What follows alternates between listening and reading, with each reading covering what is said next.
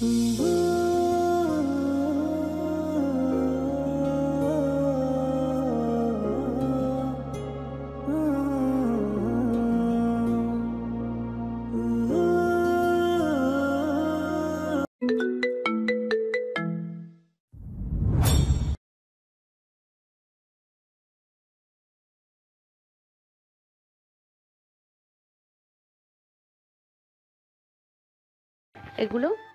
তোমার। আবরাজ লাগেজের ভেতরে কিছু খুঁজতে খুঁজতে শান্ত স্বরে জবাব দেয়। ফিজা অপ্রস্তুত হয়। আবরাজ কি মজা করছে? তার হলে এতদিন বলেনি কেন? লাগেজটা তো আবরাজ আসার সময় নিয়ে এসেছিল। ফিজা তো ভেবেছিল হয়তো আবরাজের এটা, সেই জন্যই আগ্রহে আসেনি দেখার। যদিও আবরাজের আনা কোনো কিছুই ফিজা ব্যবহার করছে না, শুধু ল্যাপটপটা মিলন খানের হাত দিয়ে দিয়েছে বিধায় সেটা ব্যবহার করছে।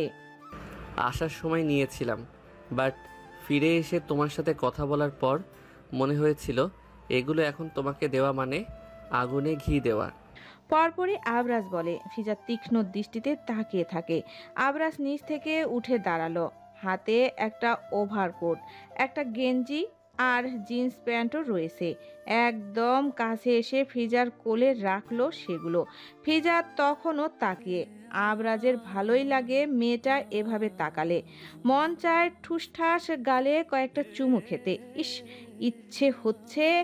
আর আবরাজ বুঝি নিজেই ইচ্ছে পূরণ করবে না? এমনটা কি হতে পারে? মোটেও না। আবরাজ আচমকাই ঝুঁকে গেল। দূরত্ব কমলো। অধর স্পর্শ করতে ফিজার শক ছুটে গেল শরীর জুড়ে। সর্বদাই আবরাজ স্পর্শ করলে ফিজার ছটফট করে, নিজেকে ছাড়িয়ে নেওয়ার জন্য ছুটাছুটি করে। কখনো তেমনভাবে পুরুষটার স্পর্শ অনুভবের মনোভাব আসেনি, কিন্তু এটার অনুভূতি ফিজা আজ যেন কিছুটা অনুভব করছে। নিজের অজান্তেই একটা হাত আবরাজের পিঠে চলে গিয়েছে। আবরাজ কি আশকারা পেল? মন কি পুলকিত হলো? মস্তিষ্ক আরও কিছু চাইলো, কিন্তু আবরাজ নিজেকে কন্ট্রোল করলো। শুধু বউয়ের অধর সুধা পর্যন্ত সীমাবদ্ধ রইল। ফিজা চোখ বন্ধ করে আছে।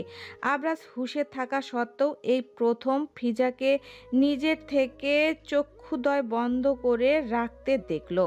মুগ্ধ হয়ে আবরাজ বউয়ের বন্ধ চোখের পাতার দিকে তাকিয়ে বলে উঠল, I can control my self, but don't worry, আমি তোমাকে আর হার্ট করব না। আবরাজ, বিশাল সুন্দর একটা বাড়ির সামনে গাড়ি থেকে নেমে ফিজা আচমকায় আবরাজকে ডাকলো। আবরাজ সাব্বিরের হাতে চাবি দিল গাড়ির। সাব্বির সেটা নিয়ে চলে গেল। আবরাজ ফিজার একটা হাত নিজের হাতের মুঠোয় নিল। জবাবে বলে, বলো সুগন্ধি ফুল। এগুলো আপনার গাড়ি? ফিজা বিস্ময় নিয়ে সামনে গার্ডেনে একটা ছাউনির নিচে রাখা গাড়িগুলোর দিকে তাকিয়ে প্রশ্ন করে। 4টা গাড়ি ওখানে। ফিজা হয়তো ওগুলোর নামও জানে না। সবগুলো গাড়ি কালো। ফিজা প্রশ্নটা করে পরক্ষণেই সে নিজে থতমত খেলো। এটা কোনো প্রশ্ন হলো? ফিজা নিজের উপর বিরক্ত হলো। যার সম্পূর্ণটা কালো টাকা দিয়ে ঢাকা, তার নিকট 4 থেকে 5টা এক্সক্লুসিভ কালো গাড়ি থাকা কোনো আশ্চর্যের ব্যাপারই না। আবরাজ ফিজার ভাবনার মাঝে বলে উঠল, হোয়াই নট?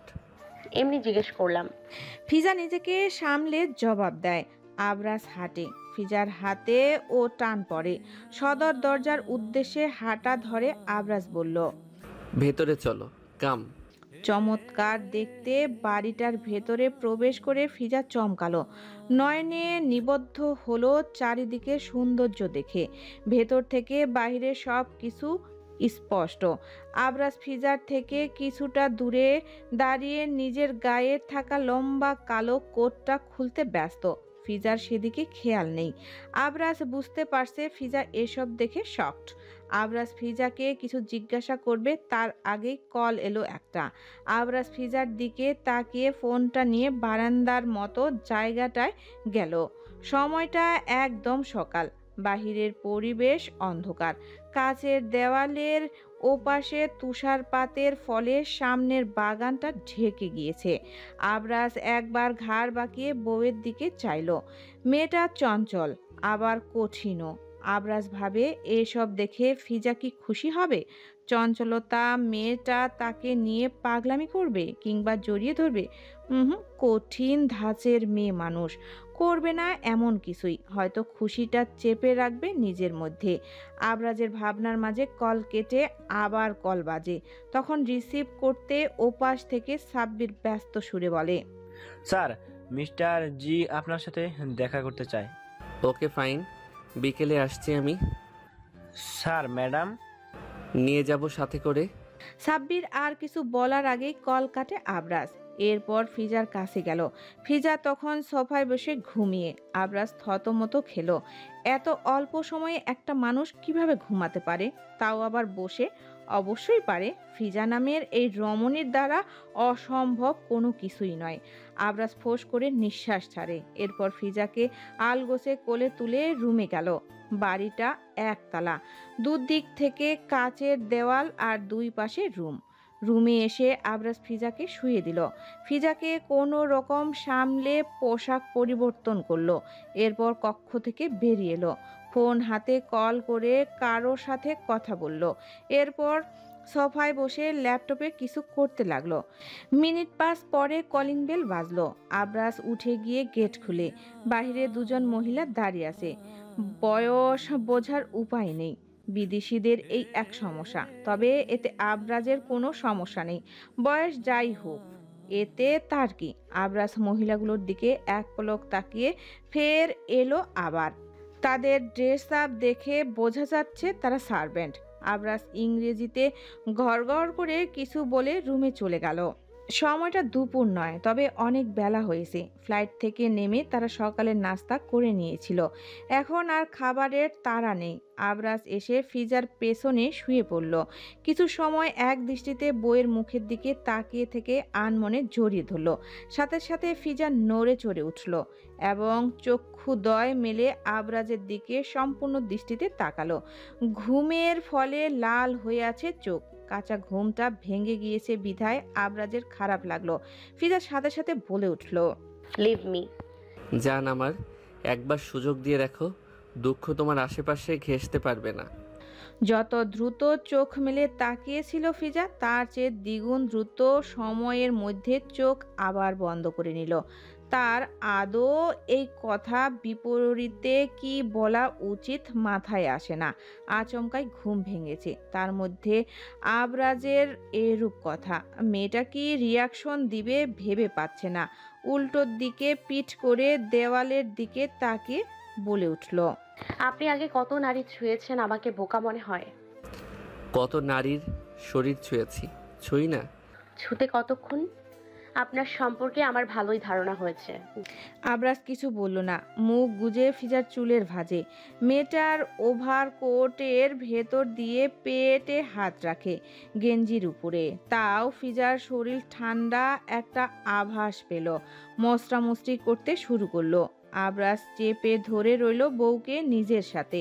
এরপর গম্ভীর স্বরে বলে উঠল, বিকেলে বেরোচ্ছি আমরা, এখন ঘুমাতে দাও, রাতে ফিরতে লেট হবে। ঘুমান না আপনি, আমাকে ছাড়ুন। Don't disturb. আবরাজ শান্ত স্বরে বলে। ফিজা আশ্চর্য হয়। অদ্ভুত ডিস্টার্ব করছে তাকে, অথচ ভাব এমন করছে মনে হচ্ছে সে তাকে করছে। ফিজা দাঁতে দাঁত চেপে বলে, আমাকে ডিস্টার্ব করছেন আপনি? আর উত্তর আসে না। ফিজা কতক্ষণ অপেক্ষা করে বুঝতে পারে আবরাজ ঘুমিয়ে পড়েছে, তাই সে নিজেও চুপ করে শুয়ে রইল। Night club. গাড়িতে বসে থেকে অবাক হয়ে গেল ফিজা। আবরাজের সাথে রয়েছে আরও একটা গাড়ি। সেটা থেকে সাব্বির সহ আরও দুজন গার্ড বেরিয়ে এসে আবরাজের থেকে দূরত্ব রেখে পেছনে দাঁড়ালো। আবরাজ গাড়ি থেকে নামতে নামতে ফিজাকে উদ্দেশ্য করে বলল, কাম হিয়ার। কেন যাব এখানে আমরা? ফিজা গাড়িতে বসে থেকে অদ্ভুত স্বরে জিজ্ঞাসা করলো। সামনে বসা ড্রাইভার জার্মানির স্থায়ী লোক। বাংলা সহ তিনি আরও কয়েকটা ভাষা জানেন। তিনি যথেষ্ট অবাক হলো। আবরাজের সাথে তিনি শুরু থেকে রয়েছে। আবরাজের সাথে এভাবে কাউকে কথা বলতে দেখেনি। আর না আবরাজ কারো সাথে এত ভালো করে কথা বলে। আবরাজ ঘড়ি দেখতে দেখতে শান্ত স্বরে জানালো, একটা মিটিং রয়েছে, 1 ঘন্টার মধ্যে চলে যাব। আপনি যান। মেয়েটা সোজা নাকচ করলো। আবরাজ না শুনতে নারাজ। বউকে সে একা বাহিরে রেখে কোথাও যাবে না, সাথে করে নিয়ে যাবে। তাই নাছর বান্দা সে ঝট করে বউকে গাড়ির ভেতর থেকে কোলে তুলে নিল। ফিজা চমকালো, হতভম্ব হয়ে আবরাজের গলা জড়িয়ে ধরলো। আবরাজ সামনে হাঁটে, গার্ড তাদের পেছনে। তীব্র গানের শব্দের সাথে মানুষের হেলদোল দেখে ফিজার অন্তর কাঁপে। এসবে সে অভ্যস্ত নয়, আগে কখনোই এসবে যাওয়া হয়নি, তবুও ভয় প্রকাশ করলো না। আবরাজ একটা রুমে ফিজাকে রেখে দুজন গার্ডকে পাহারায় রেখে সাব্বিরকে নিয়ে বেরিয়ে গেল। ফিজা কিছু জিজ্ঞাসা করা তো দূর, নিজেকে ধাতস্থ করার আগেই আবরাজ বেরিয়ে গেল। ফিজা আর কি করবে, বসে রইল সেখানে।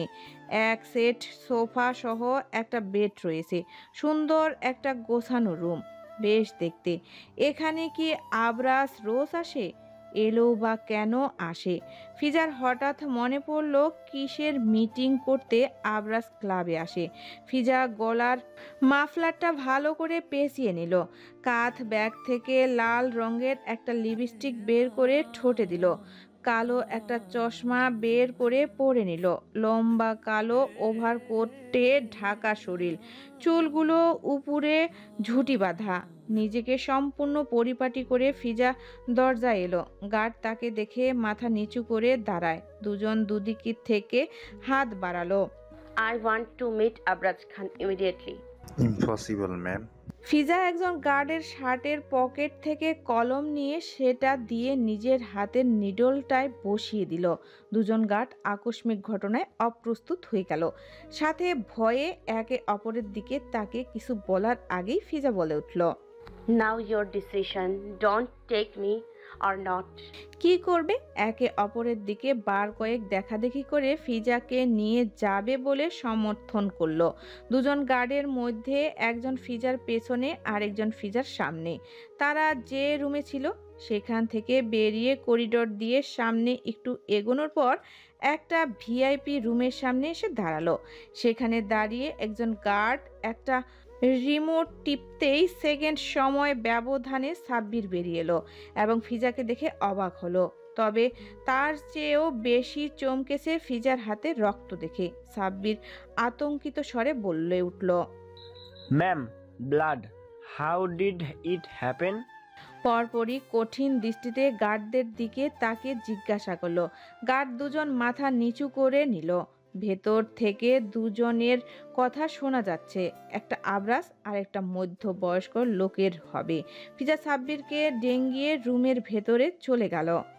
আমি আপনার মেয়েকে বিয়ে করব কোনোদিন বলিনি। আশা করি নেক্সট টাইম এসব বলে আমাকে অকওয়ার্ড ফিল করাবেন না। আবরাজ সোফায় বসে আছে, পায়ের উপর পা তুলে। পুরুষটার হাতে ওয়াইনের গ্লাস, লাল তরল পানির দিকে তাকে উপরোক্ত কথাটা বলে। সামনে বসা ধবধবে সুন্দর এক মধ্যবয়স্ক পুরুষ, চুল দাড়ি আত পাকা, চমৎকার দেখতে। পুরুষটার গম্ভীর স্বরে বলে উঠলেন, প্রেরণা তোমাকে চাই আবরাজ।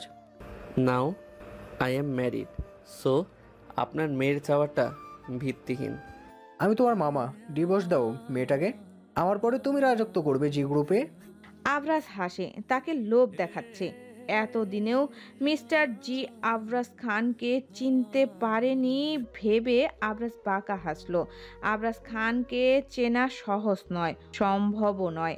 আবরাজের ডান পায়ের উপর থাকা বাঁ পাটা নাড়ে আবরাজ, এরপর বলে উঠল, 3 years have not changed and will not change in the future. ফিজা যেন এসব দেখে বাকরুদ্ধ। তিনার বাবা এটা, আবরাজের মামা। কই এতদিন তো জেনে এসেছে আবরাজের মা ইলা বেগম একাই, ওনার আর কোনো ভাই বোন নেই। তাহলে ইনি কে? ফিজা কিছু বলার আগেই আবরাজ সোফা ছাড়ল, তড়িৎ গতিতে এসে মেয়েটাকে কাঁধে তুলে নিল, লম্বা লম্বা কদম ফেলে আগের কক্ষে ফিরে এলো। ফিজা এলো পাথারি আবরাজের পিঠে কিল ঘুষি মেরে চলেছে। আবরাজ ধপাস করে ফিজাকে নরম তুলতুলে গদিতে ফেলতেই ফিজা চোখ মুখ কুঁচকে নিল। আবরাজ নিজের গলা থেকে টাই খুলতে ব্যস্ত হাতে। ব্যস্ত স্বরে দাঁতে দাঁত চেপে বলে, বলেছিলাম এখানে থাকার জন্য, তারপরও কেন ওই জানোয়ারটার সামনে দেই দেই করে চলে গেলে? আপনার মামা লাগে উনি? ফিজা ডন্ট কেয়ার ভাব নিয়ে জিজ্ঞাসা করলো। একটুও ভয় নেই মেয়েটার। আবরাজ মেয়েটার চোখে ভয় দেখতে চায়।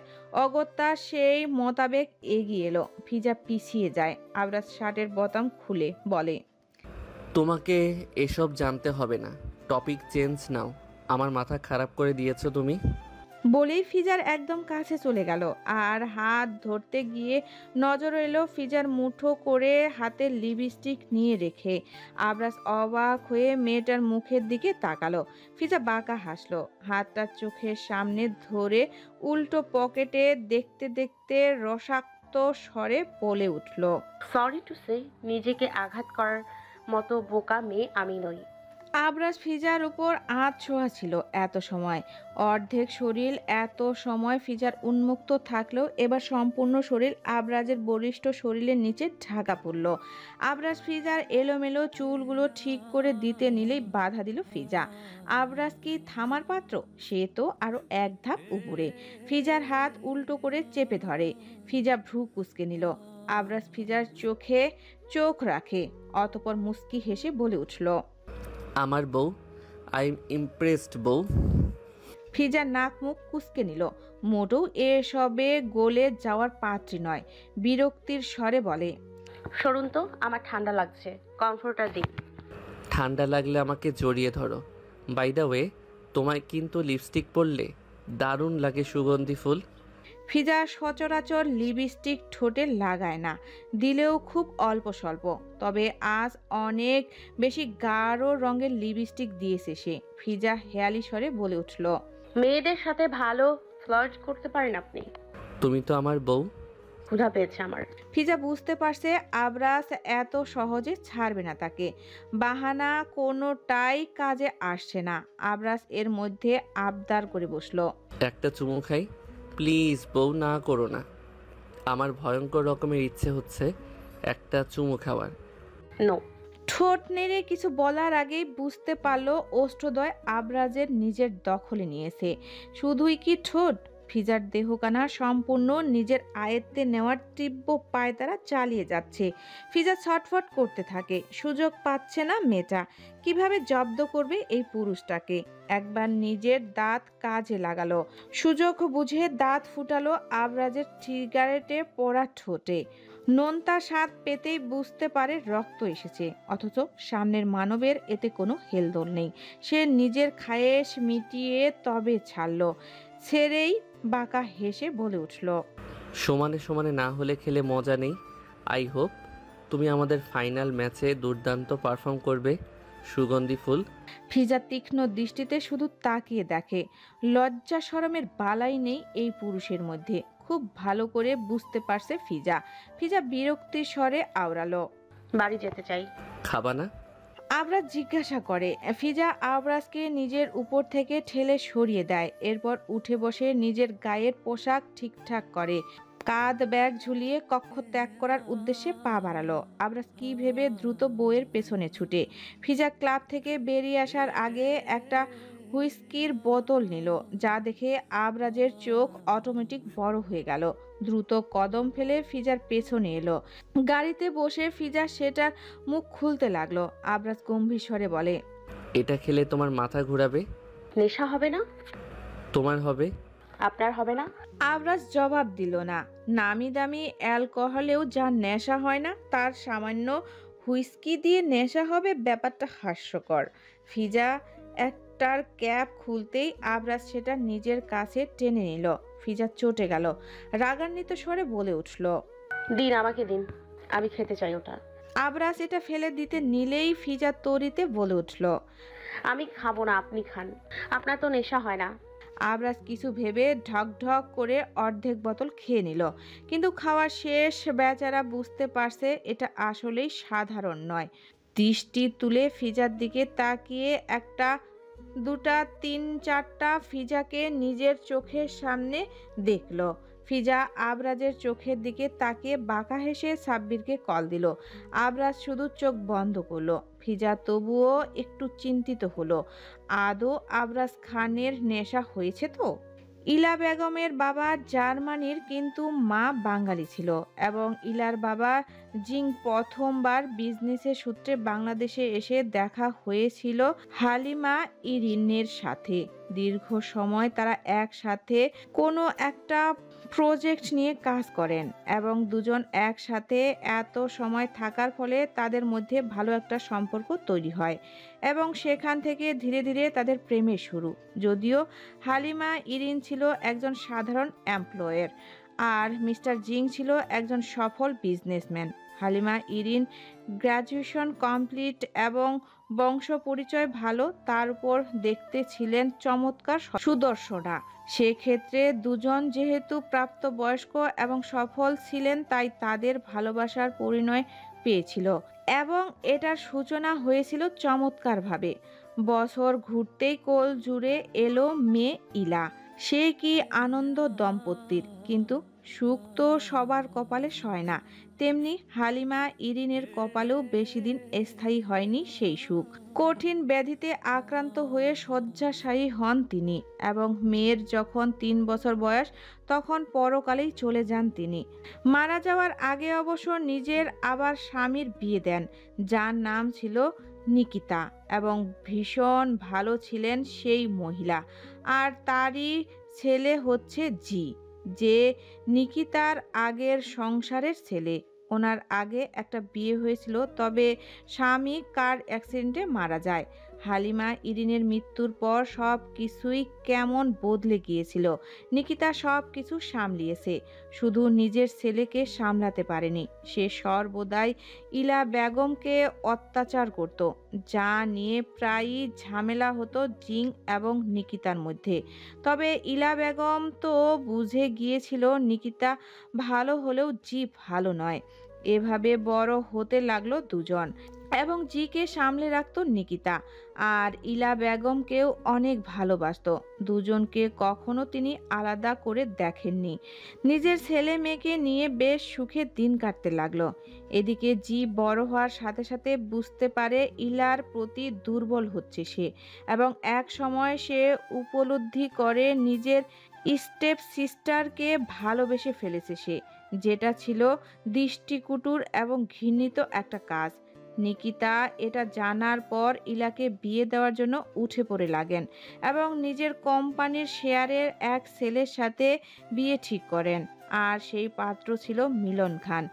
এসব কথা জিয়ের কানে পৌঁছানো মাত্র সে প্রচুর রেগে যায় এবং একদিন রাতে অনেক বেশি ড্রিঙ্কস করে বাড়ি ফিরে ইলার রুমে যায় আর বাজে কিছু করার জন্য জোর জবরদস্তি করে। কিন্তু জিং এবং নিকিতার বাড়ি ছিল সেদিন, আর তার জিকে আটকাতে এলে জিয়ের হাতে সেদিন ধস্তাধস্তিতে মৃত্যু হয় মিস্টার জিংয়ের এবং নিকিতা নিজে খুন এবং ধর্ষণের চেষ্টায় ছেলের বিরুদ্ধে কেস করেন।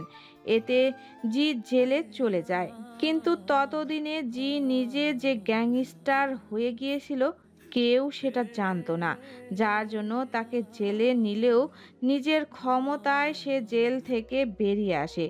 কিন্তু সব খারাপের মধ্যেও নিকিতা ততদিনে একটা ভালো কাজ করে ফেলেছিল, আর সেটা হচ্ছে মিলন এবং ইলার বিয়ে দিয়ে দিয়েছিল।